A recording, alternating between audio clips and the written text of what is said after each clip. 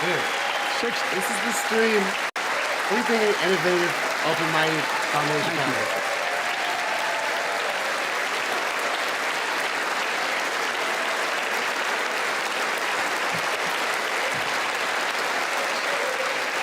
6 days ago, Russia's Vladimir Putin sought to shake the very foundations of the free world, thinking he could make it bend to his menacing ways. But he badly miscalculated. He thought he could roll into Ukraine and the world would roll over. Instead, he met with a wall of strength he never anticipated or imagined. He met the Ukrainian people.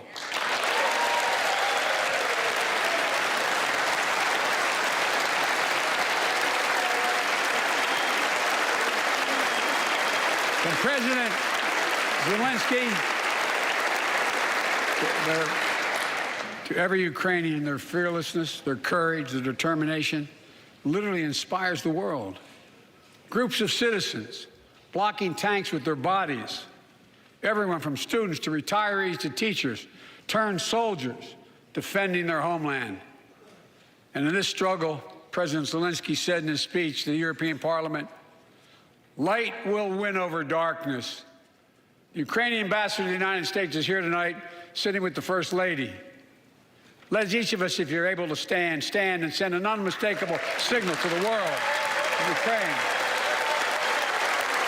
Thank you. Thank you, thank you, thank you.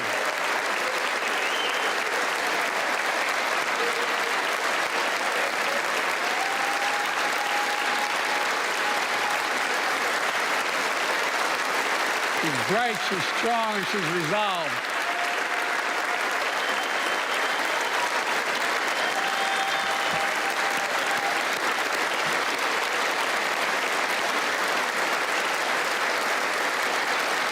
Yes, we, the United States of America, stand with the Ukrainian people. Throughout our history, we've learned this lesson. When dictators do not pay a price for their aggression, they cause more chaos. They keep moving, and the cost, the threats to America and America to the world keeps rising. That's why the NATO alliance was created, to secure peace and stability in Europe after World War II. The United States is a member, along with 29 other nations. It matters. American diplomacy matters. American resolve matters. Putin's latest attack on Ukraine was premeditated and totally unprovoked. He rejected repeated efforts at diplomacy. He thought the West and NATO wouldn't respond. He thought he could divide us at home, in this chamber, in this nation. He thought he could divide us in Europe as well. But Putin was wrong. We are ready. We are united, and that's what we did. We stayed united. We prepared extensively and carefully. We spent months building coalitions of other freedom-loving nations in Europe and the Americas, from America to the Asian and African continents, to confront Putin. Like many of you, I spent countless hours unifying our European allies. We shared with the world in advance what we knew Putin was planning and precisely how we would try to falsify and justify his aggression. We countered Russia's lies with the truth. And now that he's acted, the free world is holding him accountable, along with 27 members of the European Union, including France, Germany, Italy, as well as countries like the United Kingdom, Canada, Japan, Korea, Australia, New Zealand, and many others. Even Switzerland are inflicting pain on Russia and supporting the people of Ukraine. Putin is now isolated from the world more than he has ever been. Together,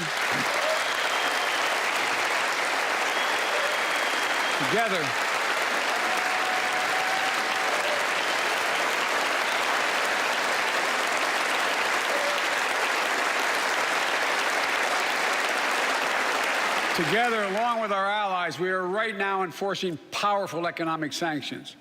We're cutting off Russia's largest banks in the international financial system, preventing Russia's central bank from defending the Russian ruble, making Putin's $630 billion war fund worthless. We're choking Russia's access.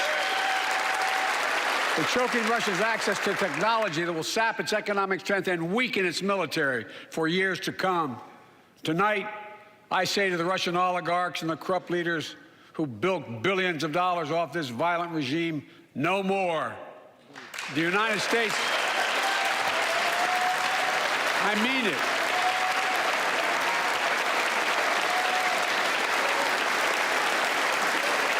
The United States Department of Justice is assembling a dedicated task force to go after the crimes of the Russian oligarchs.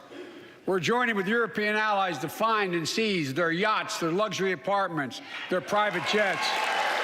We're coming for your ill-begotten gains. And tonight, I'm announcing that we will join our allies in closing off American airspace to all Russian flights, further isolating Russia and adding additional squeeze on their economy.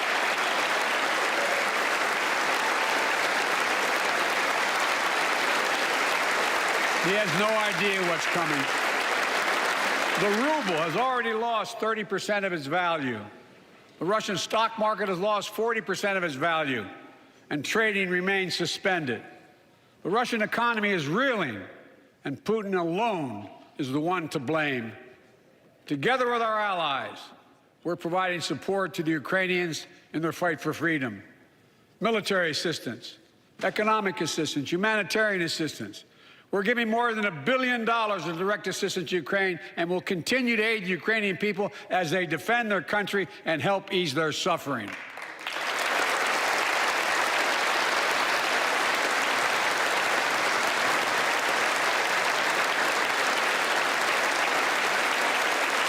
But let me be clear. Our forces are not engaged and will not engage in the conflict with Russian forces in Ukraine. Our forces are not going to Europe to fight Ukraine, but to defend our NATO allies in the event that Putin decides to keep moving west.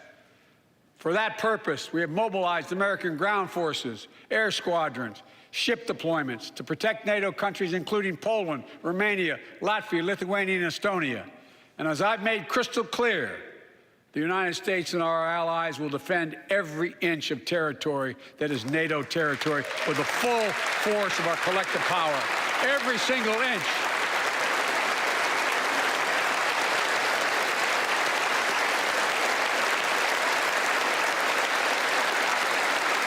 And we're clear-eyed.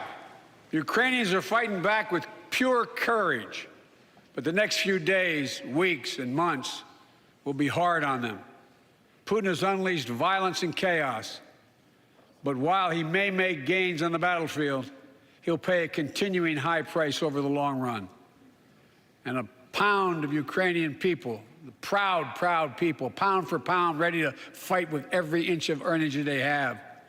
They've known 30 years of independence, have repeatedly shown that they will not tolerate anyone who tries to take their country backwards. To all Americans, I'll be honest with you, as I always promised I would be. A Russian dictator invading a foreign country has cost around the world. And I'm taking robust action to make sure the pain of our sanctions is targeted at the Russian economy, and that we use every tool at our disposal to protect American businesses and consumers. Tonight, I can announce the United States has worked with 30 other countries to release 60 million barrels of oil from reserves around the world. America will lead that effort, releasing 30 million barrels of our own strategic petroleum reserve. And we stand ready to do more if necessary, united with our allies. These steps will help blunt gas prices here at home, but I know news about what's happening can seem alarming to all Americans. But I want you to know we're going to be okay. We're going to be okay. When the history of this era is written, Putin's war in Ukraine will have left Russia weaker and the rest of the world stronger. Well, while it shouldn't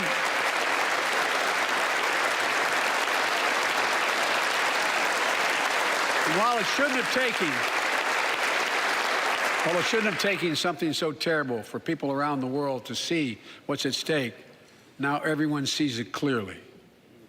We see the unity among leaders of nations a more unified Europe, a more unified West.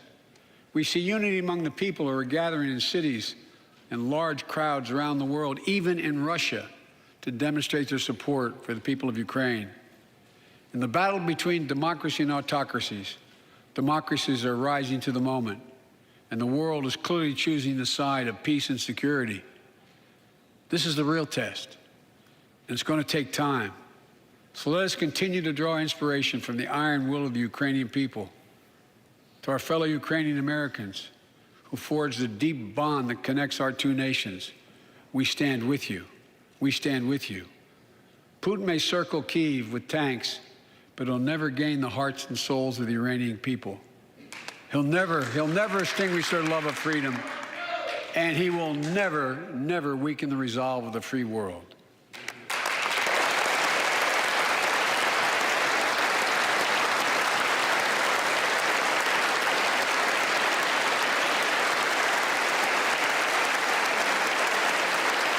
We meet tonight in an America that has lived through two of the hardest years this nation has ever faced. The pandemic has been punishing, and so many families are living paycheck to paycheck, struggling to keep up with the rising cost of food, gas, housing, and so much more. I understand, like many of you did. My dad had to leave his home in Scranton, Pennsylvania to find work. So like many of you, I grew up in a family when the price of food went up, it was felt throughout the family. It had an impact. That's when one of the first things I did as president was fight to pass the American Rescue Plan. Because people were hurting, we needed to act, and we did. Few pieces of legislation have done more at a critical moment in our history to lift us out of a crisis. It fueled our efforts to vaccinate the nation and combat COVID-19, delivered immediate economic relief to tens of millions of Americans. It helped put food on the table. Remember those long lines of cars waiting for hours just to get a box of food put in their trunk. It cut the cost of health care insurance. And as my dad used to say, it gave the people just a little bit of breathing room. Unlike the $2 trillion tax cut passed in the previous administration that benefited the top 1% of Americans, the American Rescue Plan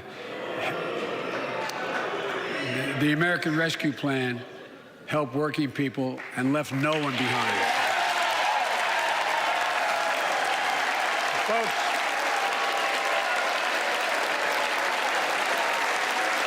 and it worked. It worked.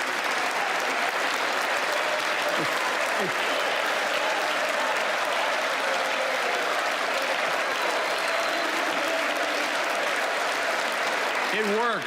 We created jobs, lots of jobs. In fact, our economy created over 6.5 million new jobs just last year. More jobs in 1 year than ever before in the history of the United States of America. The economy grew at a rate of 5.7% last year, the strongest growth rate in 40 years. And the first step in bringing fundamental change to our economy that hasn't worked for working people in this nation for too long. For the past 40 years, we were told that tax break for those at the top and benefits would trickle down and everyone would benefit. But that trickle-down theory led to a weaker economic growth, lower wages, bigger deficits, and a widening gap between the top and everyone else in nearly a century. Look, Vice President Harris and I ran for office, and I realize we have fundamental disagreements on this, but ran for office with a new economic vision for America. Invest in America, educate Americans, grow the workforce, build the economy from the bottom up and the middle out, not from the top down, because we know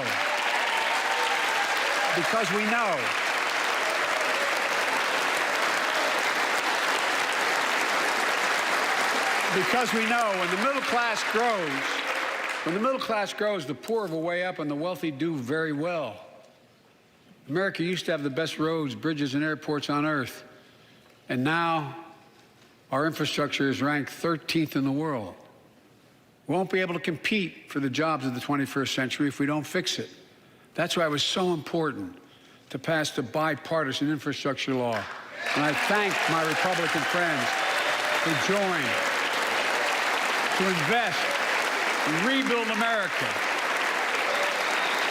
the single biggest investment in history.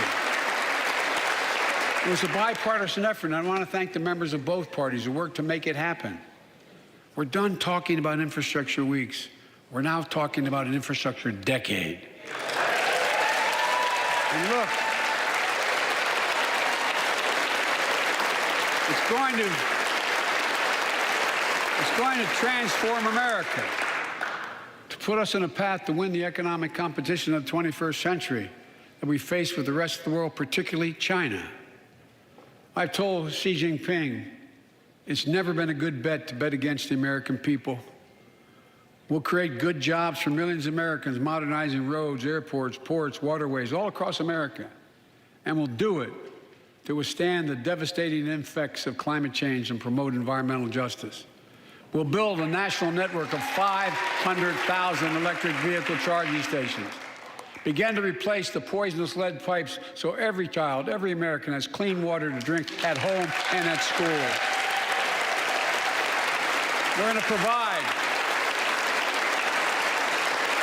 affordable, high-speed internet for every American, rural, suburban, urban, and tribal communities. 4,000 projects have already been announced. Many of you have announced them in your districts. And tonight, I'm announcing that this year, we will start fixing over 65,000 miles of highway and 1,500 bridges in disrepair. And folks,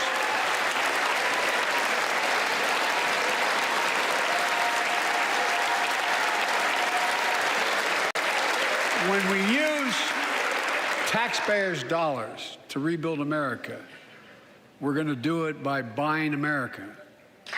Buy American products. Support American jobs. The federal government spends about $600 billion a year to keep this country safe and secure. There's been a law on the books for almost a century to make sure taxpayers' dollars support American jobs and businesses. Every administration, Democrat, Republican, says they'll do it. But we're actually doing it. We'll buy America to make sure everything from the deck of an aircraft carrier to the steel on highway guardrails is made in America from beginning to end. All of it. All of it.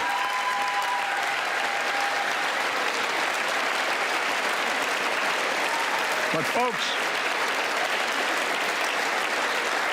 to compete for the jobs of the future, we also need a level playing field with China and other competitors. That's why it's so important to pass the Bipartisan Innovation Act sitting in Congress that will make record investments in emerging technologies and American manufacturing. We used to invest almost 2% of our GDP in research and development. We don't now. China is. Let me give you one example why it's so important to pass. If you travel 20 miles east of Columbus, Ohio, you'll find 1,000 empty acres of land. It won't look like much, but if you stop and look closely, you'll see a field of dreams, the ground on which America's future will be built.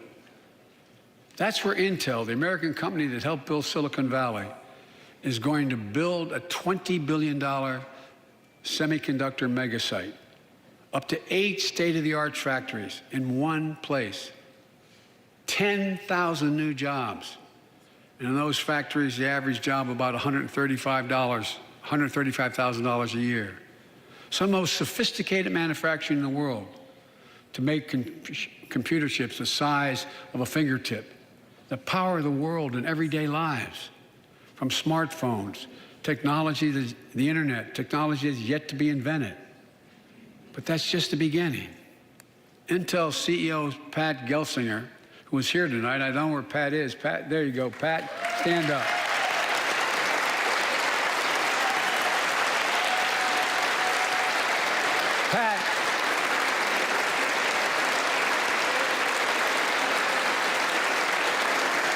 Pat came to see me, and he told me they're ready to increase their investment from $20 billion to $100 billion. That would be the biggest investment in manufacturing in American history. And all they're waiting for is for you to pass this bill So let's not wait any longer. Send it to my desk, I'll sign it, and we'll really take off in a big way. And folks, Intel is not alone. There's something happening in America. Just look around and you'll see an amazing story. The rebirth of pride that comes from stamping products made in America. The revitalization of American manufacturing. Companies are choosing to build new factories here when just a few years ago they would have gone overseas. That's what's happening. Ford is investing $11 billion in electric vehicles, creating 11,000 jobs across the country. GM is making the largest investment in its history, $7 billion to build electric vehicles, creating 4,000 jobs in Michigan. All told, 369,000 new manufacturing jobs were created in America last year alone. Folks,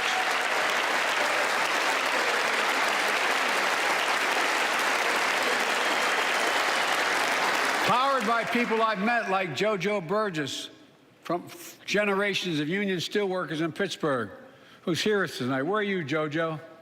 There you go. Thanks, buddy. As Ohio Senator Sherrod Brown says,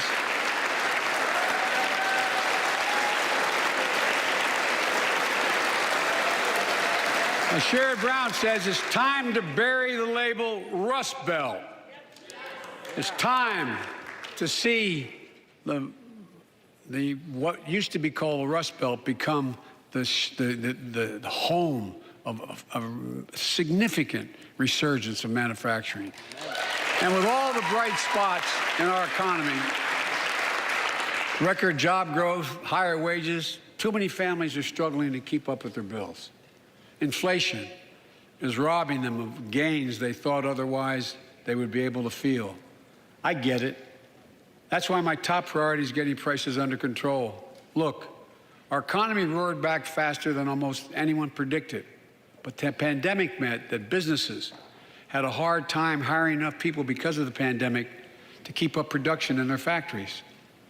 So you didn't have people making those beams that went into buildings because they were out. The factory was closed. The panic also disrupted the global supply chain. Factories close.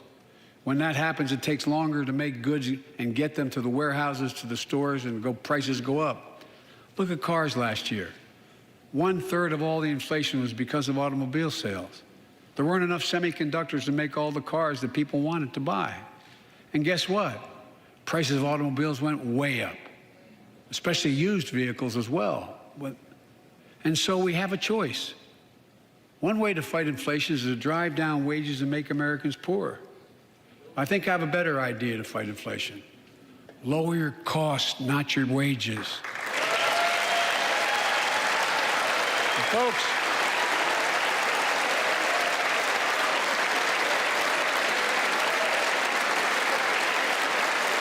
that means make more cars and semiconductors in America, more infrastructure and innovation in America, more goods moving faster and cheaper in America, more jobs where you can earn a good living in America. Instead of relying on foreign supply chains, let's make it in America. Look, economists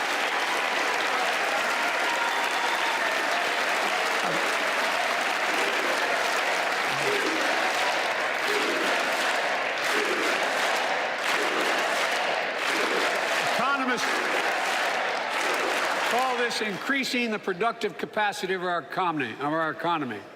I call it building a better America. My plan to fight inflation will lower your costs and lower the deficit. 17 Nobel laureates in economics said my plan will ease long-term inflationary pressures. Top business leaders, and I believe most Americans, support the plan. And here's the plan. First, cut the cost of prescription drugs. We pay more for the same drug produced by the same company in America than any other country in the world. Just look at insulin. 1 in 10 Americans has diabetes. In Virginia, I met a 13-year-old boy, the handsome young man standing up there. Why do you think that is, Joe? Why do you think 1 in 10 Americans have diabetes? He and his dad both have type 1 diabetes, which means they need insulin every single day. Insulin costs about $10 a vial to make. That's what it costs the And why do you think that companies. is, Joe? But drug companies charge families like Joshua and his dad up to 30 times that amount. Yeah. I spoke with Joshua's mom. Imagine what it's like to look at your child who needs insulin to stay healthy and have no idea how in God's name you're going to be able to pay for it. What it does to your family, but what it does to your dignity, your ability to look your child in the eye, to be the parent you expect yourself to be. I really mean to think about that. That's what I think about. You know, yesterday, Joshua's here tonight, but yesterday was his birthday. Happy birthday, buddy, by the way. For Joshua and 200,000 other young people with type 1 diabetes, let's cap the cost of insulin at $35 a month. So everyone can afford it. And drug companies will do very, very well, their profit margin.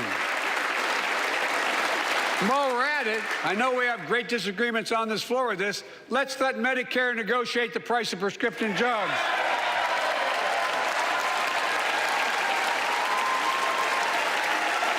They already set the price for VA drugs. Look, the American Rescue Plan is helping millions of families with Affordable Care Act plans to save them $2,400 a year on their health premiums. Let's close the coverage gap and make these savings permanent. And second, Let's all just give people a pony. Let's just cut costs. An average of $500 a Let's year all by just combating cut climate costs change. together. Let's provide an investment tax credit to weatherize your home. Let's all and your just get up business, on my fucking truck to be energy ride efficient around and, then and get a we tax won't credit do a for goddamn it. thing. Double Joe America's Biden. clean energy production in solar, wind, and so much more. Lower the price of electric vehicles, saving another $80 a month that you're not going to have to pay at the pump. Even AOC is not buying it, bro. Even AOC is not fucking buying it. Look at her. Look at this bitch. She's not even buying this shit. The third thing we can do to change the standard of living for hardworking folks is cut the cost of child care. Cut the cost of child care. Folks, if you live in a major city in America, you pay up to $14,000 a year for child care per child. I was a single dad for 5 years, raising 2 kids. I had a lot of help, though. I had a mom, a dad, a brother, and a sister that really helped. But middle class and working folks shouldn't have to pay more than 7% of their income to care for the young children. My plan would cut the cost of child care in half for most families and help parents, including millions of women who left the workforce during the pandemic because they couldn't afford child care, to be able to get back to work, generating economic growth. But my plan doesn't stop there. It also includes home and long-term care, more affordable housing, pre-K for 3- and 4-year-olds. All these will lower costs to families. And under my plan, nobody, let me say this again, nobody earning less than $400,000 a year will pay an additional penny in new taxes. Not a single penny. All right, guys, mark his words. Mark his words. No new taxes. Mark his words. I may be wrong. Mark his words. No My new guess taxes. is if we took a secret Mark his ballot words. in this floor, Today is March that we'd 1st. all agree that the Mark present this tax guy's system words. He ain't said no fair. new taxes. We have to fix it. I'm not looking to punish anybody. But let's make corporations and wealthy Americans start paying their fair share. Look, last year,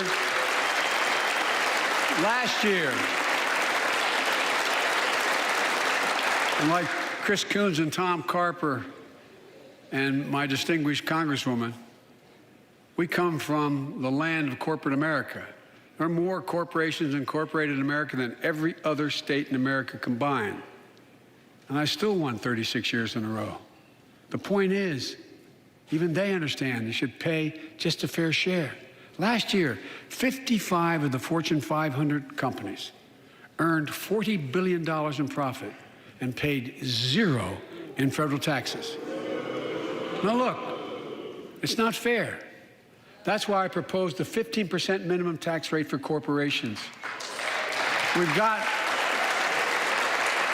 that's why in the G7 and other meetings overseas, we're able to put together, I was able to be somewhat helpful, 130 countries to agree on a global minimum tax rate. So companies can't get out of paying their taxes at home by shipping jobs and factories overseas. It'll raise billions of dollars. That's why I propose closing loopholes for the very wealthy who pay a lower tax rate than a teacher and a firefighter. So that's my plan, but we'll go in more detail later. We will grow the economy, lower the cost of families. So what are we waiting for? Let's get this done. We all know we've got to make changes. Folks,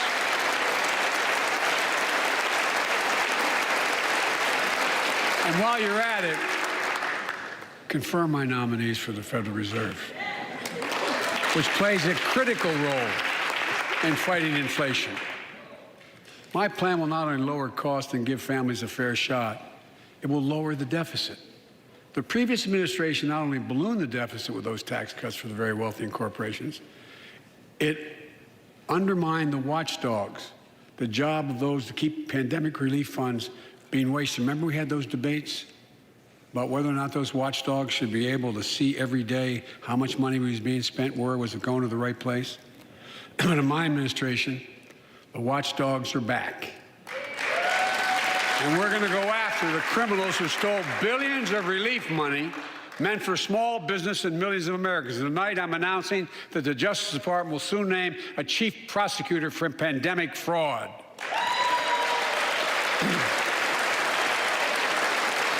And look,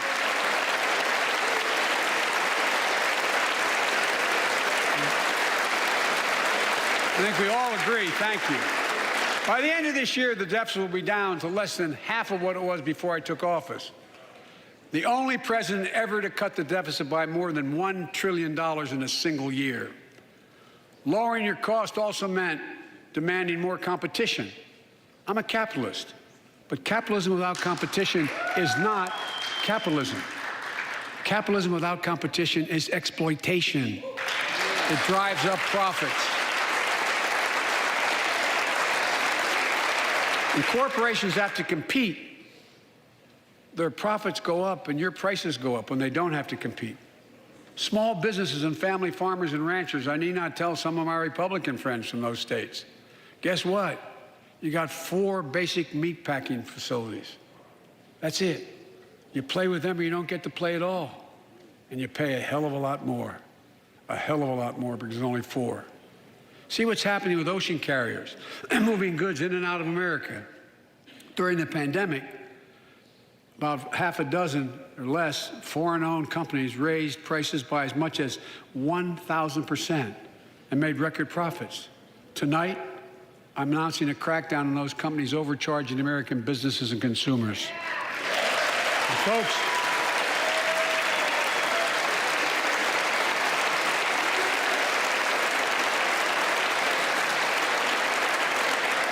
and as Wall Street firms take over more nursing homes, quality in those homes has gone down and costs have gone up. That ends on my watch.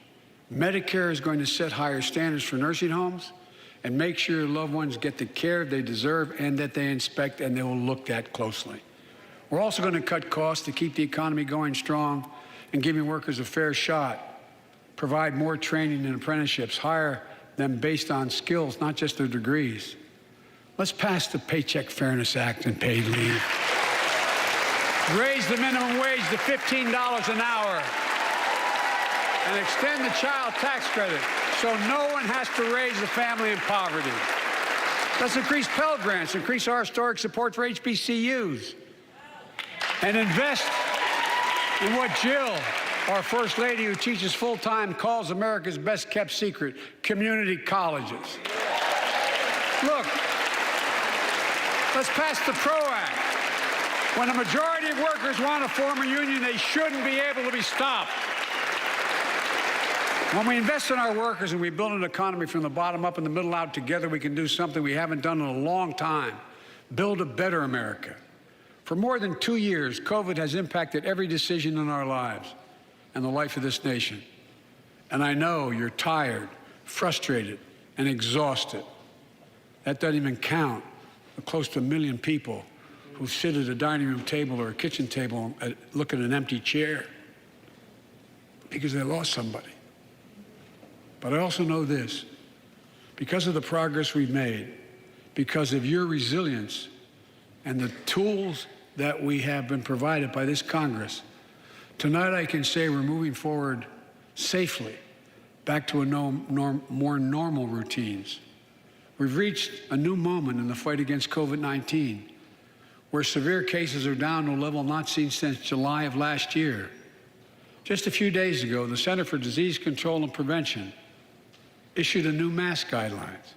Under the new guidelines, most Americans and most of the country can now go mask-free. And based on projections, more of the country will reach a point across the next couple of weeks. And thanks to the progress we've made in the past year, COVID-19 no longer need control our lives. I know some are talking about living with COVID-19, but tonight I say that we never will just accept living with COVID-19. We'll continue to combat the virus as we do other diseases. And because this virus mutates and spreads, we have to stay on guard. And here are 4 common sense steps as we move forward safely, in my view. First, stay protected with vaccines and treatments. We know how incredibly effective vaccines are. If you're vaccinated and boosted, you have the highest degree of protection.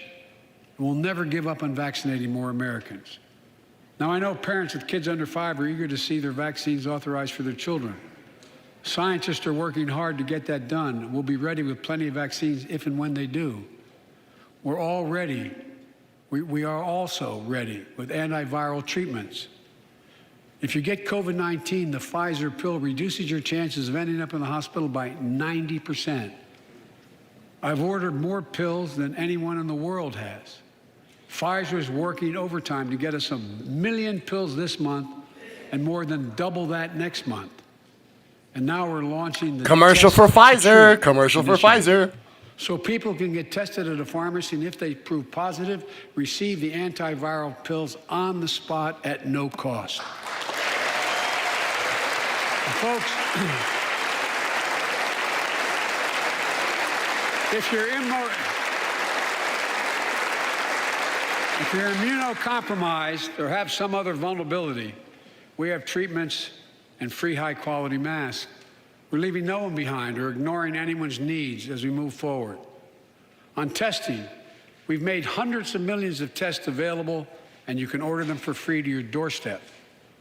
And we've already ordered free tests. If you already ordered free tests tonight, I'm announcing you can order another group of tests.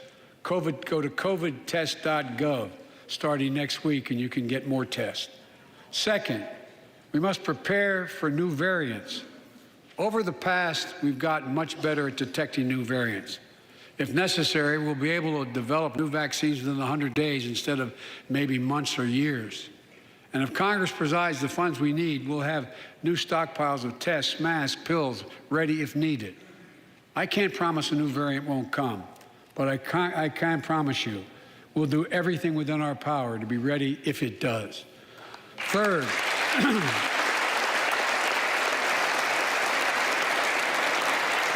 we can end the shutdown of schools and businesses.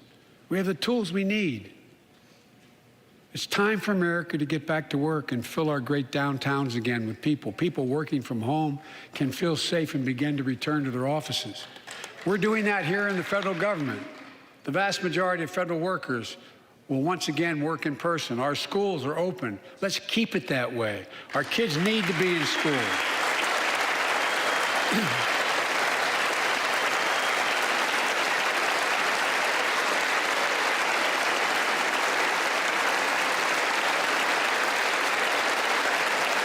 With 75% of adult Americans fully vaccinated and hospitalizations down by 77%, most Americans can remove their masks and stay in the classroom and move forward safely.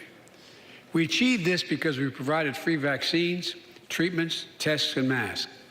Of course, continuing this costs money, so I'll not surprise you. I'll be back to see you all. And I'm going to soon send a request to Congress. The vast majority of Americans have used these tools and may want again. We may need them again, so I expect Congress, and I hope you'll pass that quickly. Fourth, we'll continue vaccinating the world. We've sent 475 million vaccine doses to 112 countries, more than any nation on earth. We won't stop because you can't build a wall high enough to keep out a vaccine. The vaccine can stop the spread of these diseases. You know, we've lost so much in COVID-19. Time with one another. The worst of all, the loss of life. Let's use this moment to reset. So stop looking at COVID as a partisan dividing line. See it for what it is, a god-awful disease. Let's stop seeing each other as enemies and start seeing each other for who we are, fellow Americans. Look,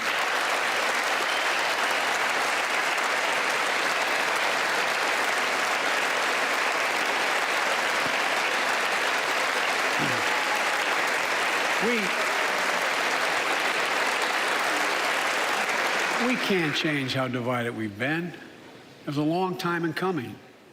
But we can change how to move forward on COVID-19 and other issues that we must face together.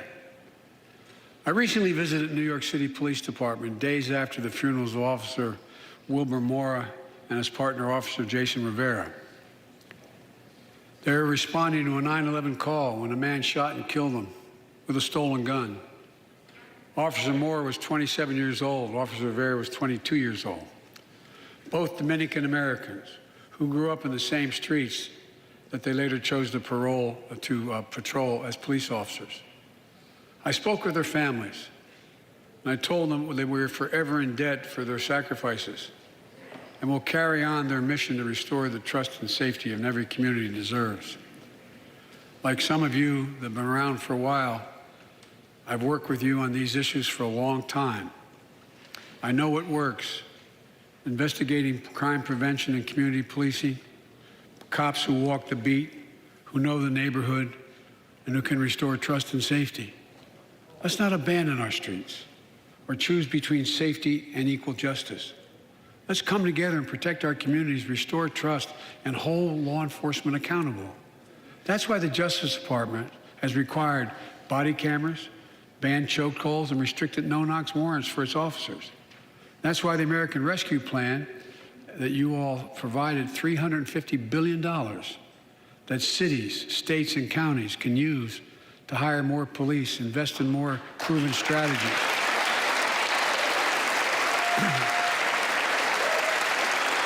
Proven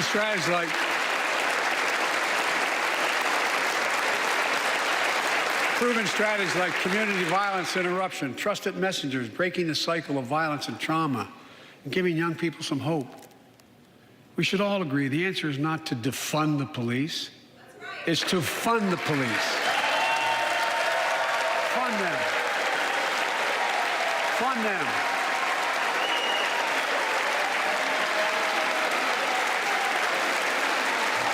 Fund the police! Fund the police! Fund the police! Fund the police! Resources and training Fund they the need to protect police! their communities. Fund the police! I ask Democrats and Fund Republicans that alike police! Fund to them pass police! my budget and keep our neighborhoods safe.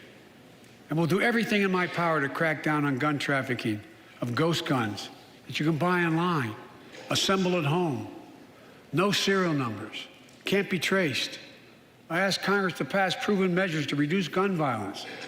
Pass universal background checks. Why should anyone on the terrorist list be able to purchase a weapon?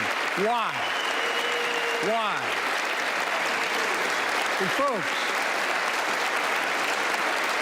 ban assault weapons with high-capacity magazines that hold up to 100 rounds.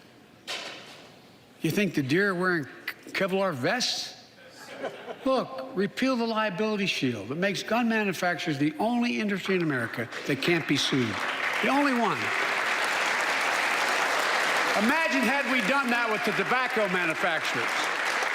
These laws don't infringe on the Second Amendment. They save lives. The most fundamental right in America is the right to vote and have it counted. And look, it's under assault. In state after state, new laws have been passed. Not only to suppress the vote, we've been there before, but to subvert the entire election. We can't let this happen. Tonight, I call on the Senate to pass the Freedom to Vote Act, pass the John Lewis Act, Voting Rights Act. And while you're at it, pass the Disclose Act so Americans know who's funding our election. Look, tonight, I'd like to honor someone who dedicated his life to serve this country. Justice Breyer, an Army veteran, constitutional scholar, retiring Justice of the United States Supreme Court. Justice Breyer, thank you for your service. Thank you, thank you, thank you. I mean it. Get up, stand, let them see you. Thank you.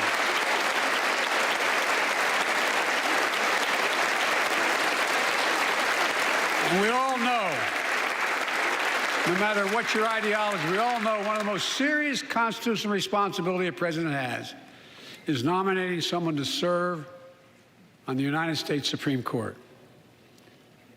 As I did 4 days ago, I've nominated the Circuit Court of Appeals, Ketanji Brown Jackson, one of our nation's top legal minds, who continue in Justice Breyer's legacy of excellence. A former top litigator in private practice, a former federal public defender, from a family of public school educators and police officers. She's a consensus builder. Since she's been nominated, she's received a broad range of support, including the Fraternal Order of Police and former judges supported by Democrats and Republicans. Folks, if we're to advance liberty and justice, we need to secure our border and fix the immigration system.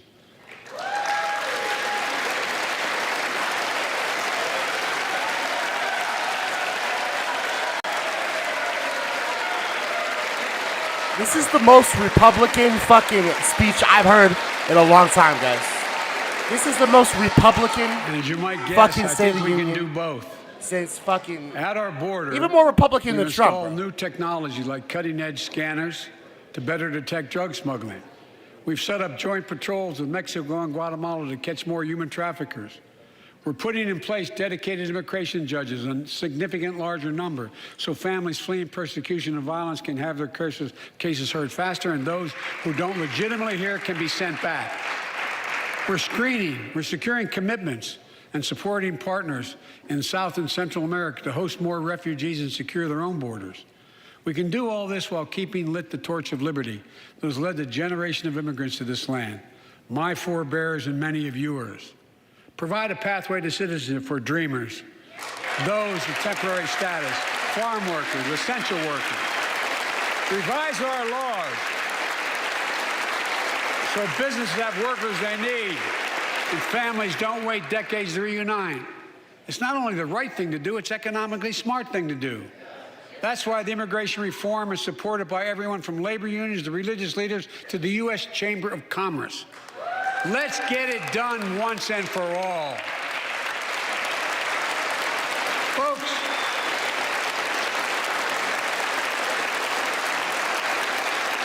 advancing liberty and justice also requires protecting the rights of women.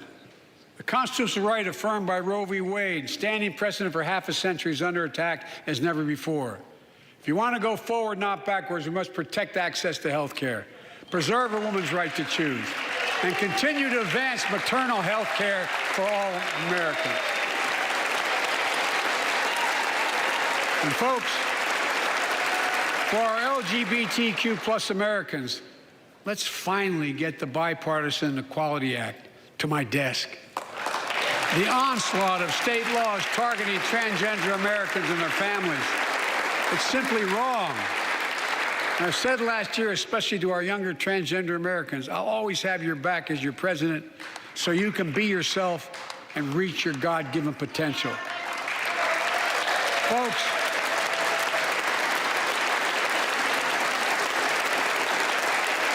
as I've just demonstrated, while it often appears we do not agree, and that we do agree on a lot more things than we acknowledge. I signed 80 bipartisan bills into law last year. From preventing government shutdowns, Liar. to protecting Asian Liar. Americans from still Liar. too common hate crimes, to reforming military justice, and will soon be strengthening the Violence Against Women Act that I first wrote 3 decades ago. Stephanie, Stephanie, fact check that shit. Stephanie, important for us to I need you to show. fact check that shit. To show How the many bills nation did this guy sign last year? we can come together and do big things. So now How I'm many offering bills a did this unity motherfucker sign agenda last for the year? nation. Fact check that shit, Stephanie. 4 big things we can do together, in my view. First, beat the opioid epidemic. There's so much we can do. Increase funding for prevention, treatment, harm reduction, and recovery. Get rid of outdated rules and stop doctors stop doctors prescribing treatments. Stop the flow of illicit drugs by working with state and local law enforcement to go after the traffickers. And if you're suffering from addiction, you should know you're not alone. I believe in recovery, and I celebrate the 23 million Americans in recovery. Second, let's take on mental health, especially among our children whose lives and education have been turned upside down. The American Rescue Plan gave schools money to hire teachers and help students make up for lost learning. I urge every parent to make sure your school does just that. They have the money. We can all play a part. Sign up to be a tutor or a mentor. Children were also struggling before the pandemic: bullying, violence, trauma, and the harms of social media. As Frances Haugen, who is here tonight with us, has shown, we must hold social media platforms accountable for the national experiment they're conducting on our children for profit.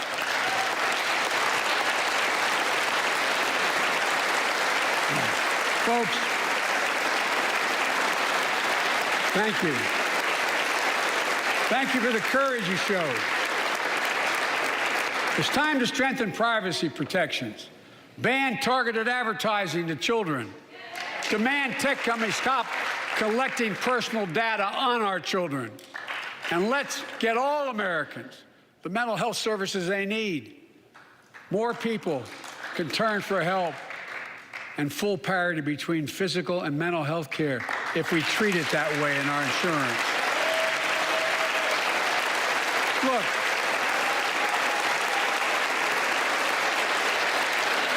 the third piece of that agenda is support our veterans. Veterans are the backbone and the spine of this country. They're the best of us. I've always believed that we have a sacred obligation to equip those we send to war and care for those and their family when they come home.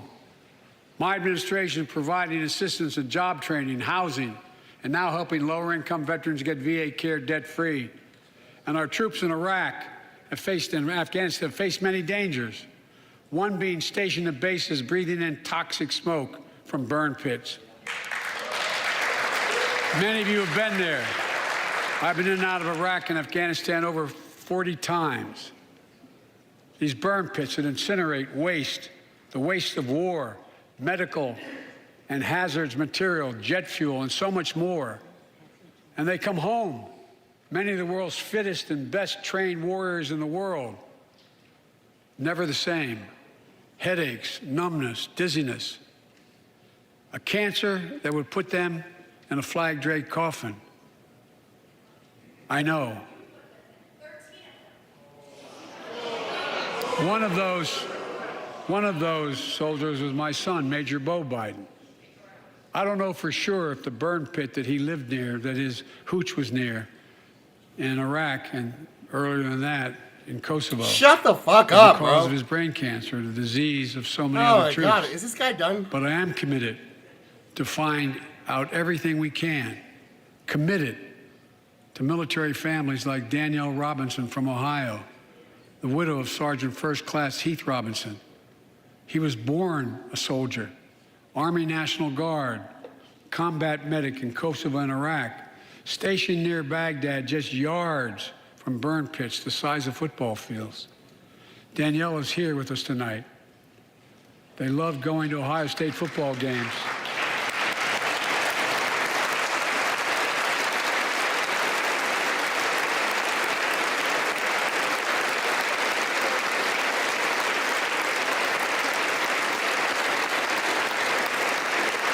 And he loved building Legos with their daughter. But cancer from prolonged exposure to burn pits ravaged Heath's lungs and body. Danielle says Heath was a fighter to the very end. He didn't know how to stop fighting, and neither did she. Through her pain, she found purpose to demand that we do better. Tonight, Danielle, we are going to do better. The VA is pioneering new ways of linking toxic exposure to disease, already helping more veterans get benefits. And tonight, I'm announcing we're expanding eligibility to veterans suffering from 9 respiratory cancers. I'm also calling on Congress to pass a law to make sure veterans devastated by toxic exposure in Iraq and Afghanistan finally get the benefits and the comprehensive health care they deserve.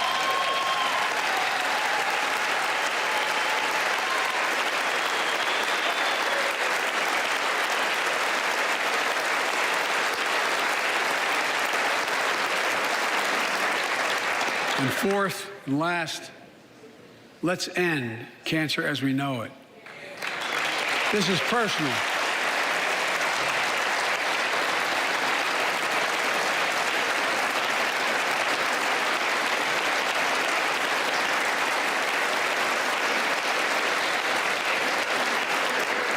This is personal to me and to Jill and to Kamala and so many of you. So many of you have lost someone you love. Husband, wife, son, daughter, mom, dad. Cancer is the #2 cause of death in America, second only to heart disease. Last month, I announced the plan to supercharge the cancer moonshot that President Obama asked me to lead 6 years ago. Our goal is to cut cancer death rates by at least 50% over the next 25 years. I think we can do better than that. Turn cancers from death sentences into treatable diseases. More support for patients and their families. To get there, I call on Congress to fund what I called ARPA-H, Advanced Research Projects Agency for Health, patterned after DARPA in the Defense Department. Projects that led in DARPA to the internet, GPS, and so much more that make our forces more Stephanie, safer you there? and be able to wage war with more clarity. He finally said ARPA it will have last. a singular purpose. Thank God. To drive breakthroughs in cancer, Alzheimer's and diabetes, and more. A unity agenda for the nation. We can do these things. It's within our power, and I don't see a partisan edge to any one of those 4 things. My fellow Americans, tonight, we've gathered in this sacred space, a citadel of democracy, in this Capitol. Generation after generation of Americans have debated great questions amid great strife and have done great things. We fought for freedom, expanded liberty, debated totalitarianism and terror. We built the strongest, freest, and most prosperous nation the world has ever known. Now is the hour, our moment of responsibility, our test of resolve and conscience, of history itself. It is in this moment that our character of this generation is formed. Our purpose is found. Our future is forged. Well, I know this nation. We'll meet the test, protect freedom and liberty, expand fairness and opportunity, and we will save democracy As hard as those times have been, I'm more optimistic about America today than I've been my whole life, because I see the future that's within our grasp, because I know there's simply nothing beyond our capacity. We're the only nation on earth that has always turned every crisis we've faced into an opportunity. The only nation that can be defined by a single word: possibilities. Taxes. So on this night, on our 245th year as a nation, I've come to report on the state of the nation, the State of the Union. And my report is this. What? The State of the Union is strong because you, the American people, are strong. No way! No We are fucking stronger way, today. bro! No We are fucking stronger way! today than we were a year Are you ago. fucking kidding me, bro? Are you And we'll be fucking stronger a kidding year me? from now Holy than we are shit. today. No This is our fucking moment way, to bro. meet and overcome the challenges of our time. And we will, as one people, one America, the United States of America.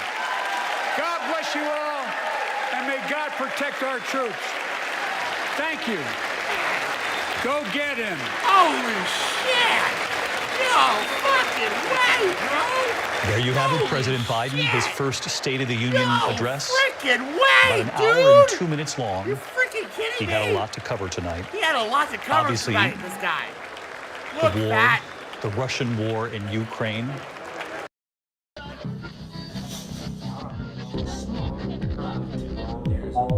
Hey guys, this is Tommy with Tommy Nation Politics. How's everyone doing today? Tommy Nation Politics.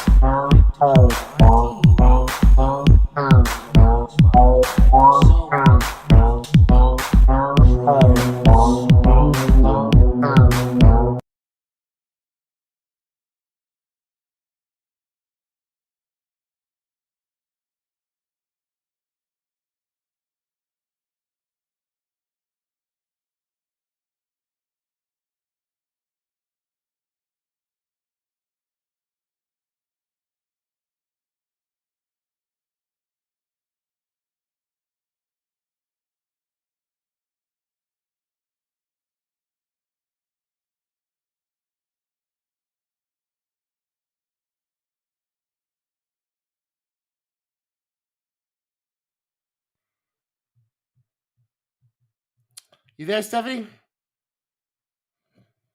Stephanie, you there?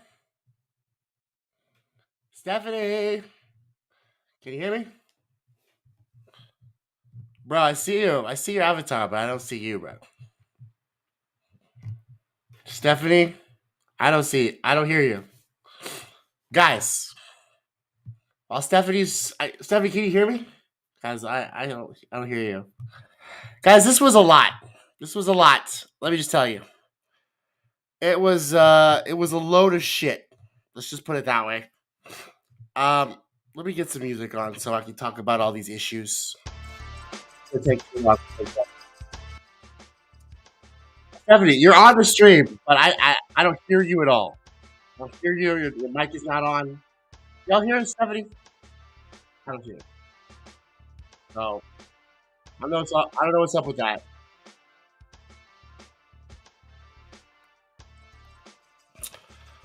Guys, so he's toting the Build Back Better Act. There's a new act now, guys. There's the Bipartisan Innovation Act. The Bipartisan Innovation Act. We did a significant response to the manufacturing issues and the supply chain issues. Still no. The economy bounced back. Well, we're seeing inflation. 8 million people slipped into poverty. So I don't agree with that either. The watchdogs are back. Remember the PPP loans that went to Ruth Chris and other rich psychopathic businesses? Apparently, they're now establishing. Stephanie, you there? Stephanie. They're now establishing watchdogs. Stephanie, something's up with your mic, man. I don't know what's going on, bro. Y'all hear Stephanie? There's a whole bunch of Stephanies on here. I don't see you. It's okay though. It's fine. The Federal Reserve. He wants the nominees.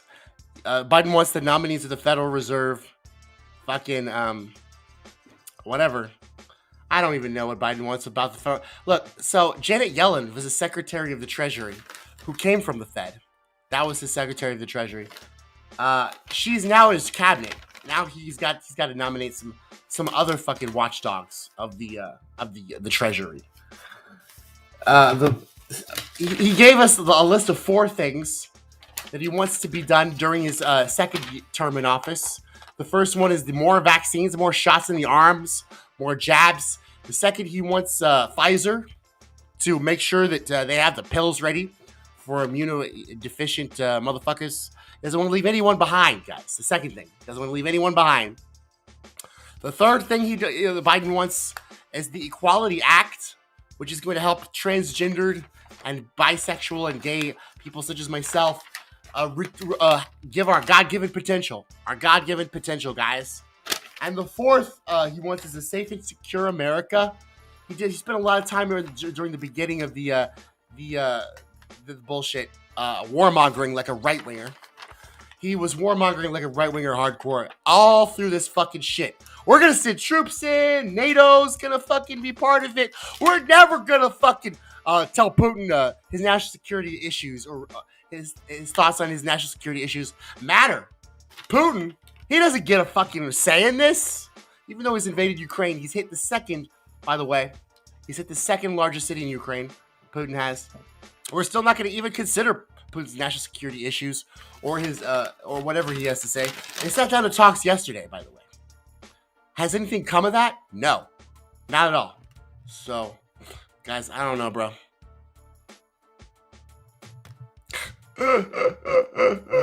Julia, communist and binder shit. It's all over.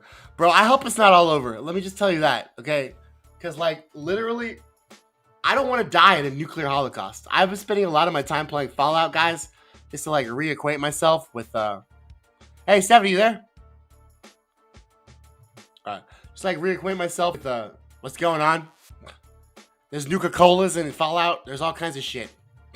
Guys, I don't want to die in a fiery grave in a holocaust. Let me just tell you guys, and let's just be serious. It's gonna hit. The missiles are gonna hit the West Coast first. If we choose to not have deterrence of any kind of nuclear capabilities, if we back Putin up into a corner and he has nowhere to go, what happens when you back an animal up into a corner, guys? What happens when you do that? And he has nuclear weapons. So I'm just saying, guys, this is not like the Cold War. Everybody's trying to fucking program this like the Cold War. And Julio says communist and binder shit. Let me just tell you, Putin is not a communist. Putin is not a communist. Putin has oligarchs in his fucking country. There's no oligarchs in any communist countries, Julio. I'll just tell you that. Communists don't believe in fucking in oligarchs, guys. So let me just tell you this. These capitalists are fighting. What do capitalists do? Exploitation. Revenge tactics. They do. They hide their intentions in other things. They lie and evade. That's what capitalists do. And Biden is rah sis boom bang. What could be World War III. So this is all very sick, disgusting, hardcore right wing. I hear that Alexandria Ocasio-Cortez is going to have a rebuttal. I know the Republicans are also going to have a rebuttal. I'm not going to really listen to that today. I'll probably watch it tomorrow, but I've had enough. I also, guys, I didn't think this old man was going to go so long, bro. He went forever. He went longer than I could possibly go. This guy has more. I guess they shot him full of whatever, bro, today. Because literally, guys, I was hanging on to every word like, get the fuck off of this shit.